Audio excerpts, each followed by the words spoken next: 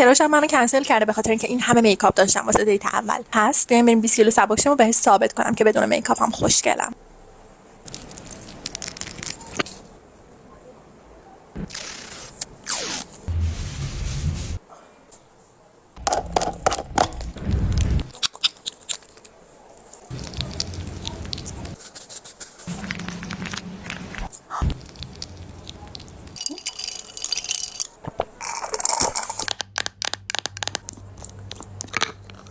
ویتامین C مدیکیوب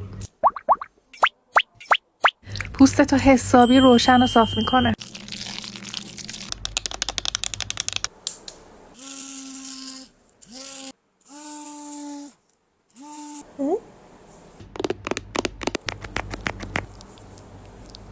اکسس وای برای جوش و جای جوش.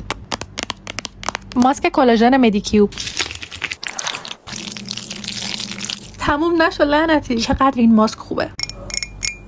صدای شیشه‌ای شدن پوستمو شنیدی؟ کار خودشه. فوق‌العاده‌ان.